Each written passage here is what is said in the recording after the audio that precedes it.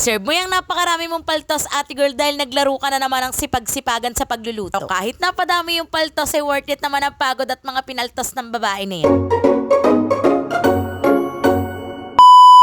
For today's vlog ay wala munang linis serye at tatakamin ko muna kayo sa dami ng lulutuin natin for today. Inagayat nga muna ako ng sibuyas at bawang dahil ang unang lulutuin natin ay yung paborito kong alamang. Paborito ko yan siya, oo, pero first time pala magluluto ang babae na yan ng alamang kaloka. Ting kasi sa pagluluto ng alamang ate ko ay si daddy is ko nga yung expert dyan. Pero dahil ako yung magluluto for today hindi na nga siya yung expert at ako na.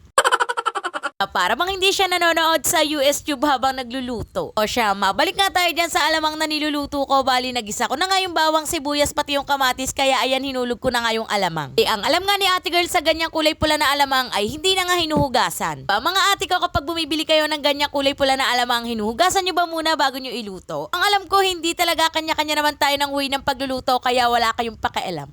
Huy, bakit naman nagagalit? After ko magluto ng alamang, ito naman nga munggo yung sinunod ko at hindi ko na nga ipapakita sa inyo yung buong detalye dahil kaya mo magluto ng munggo. After ng munggo, dito naman nga tayo sa isa kong paborito na Bicol Express. O diba puro paborito dahil hindi naman ako magluluto ng hindi ko paborito. Dyan ko na nga lang pinagmantika sa kawali na pinaglutuan ko ng alamang dahil naglalagay nga ako ng alamang sa Bicol Express. Meron kasing iba nagluluto na walang alamang yung Bicol Express pero hindi tayo kasama doon dahil naglalagay nga ako ng alamang. Dahil paano naman matatawag na Bicol Express kung walang alamang? Kung ganun, matatawag na lang talaga yung ginataang baboy. Sabi ko nga mga ate ko, kanya-kanya nga tayong trip ng pagluluto. After magluto ng munggo, alamang at Bicol Express, ayan at pinaglalagay ko na nga sa Tupperware. Hindi naman yan siya pwedeng nakatiwangwang ng matagal dahil pupuntahan nga yan ng mga bakterya. Kung nga sa mga Tupperware ko pinaglalagay at eto naman nga Bicol Express ay dyan sa silicone molder. O dito naman nga tayo sa ginisang gulay na naging ginataang gulay. Bali kapag nagmi-meal prep nga ang babae na to ay hindi pwedeng puro manok at baboy, kailangan ay meron din ako nilulutong gulay. Kasi sa bahay ate ko ay gulay is life at hindi talaga pwedeng mawala ang gulay. El paborito nga ni Iya ang gulay, siya yung bata na halos lahat ata ng gulay ay kinakain, lalo na nga yung okra. Isa po kung nga lang yung okra sa sinaing ay nako, ang dami niya ngang nakakain. Nga ako dahil hindi nga ako kumakain ng okra at piling-pili lang talaga yung gulay na kinakain ko. Kaya nakatapos na nga tayo sa pang-5 ulam natin at dito na nga tayo sa pang-6. Nakita nyo naman siguro yung peanut butter, ibig sabihin kaldereta yung niluto natin. Inaantay nyo na sasabihin ko na paborito ko to, ay naku, hindi talaga dahil ang babae na to ay minudo lover. Kaldereta nga ay cravings ng inyong daddy isko, pati na rin nga etong binabalot ko na lumpiang toge. Ang daddy isko nyo nga nagluto ng kaldereta, pati na rin nga yung pang lumpiang toge. Alam yun siya sa pagluluto ko na para bang wala siyang bilib sa cooking skills ko. Uy, maka-cooking skills ngayon ka lang naman talaga natuto magluto.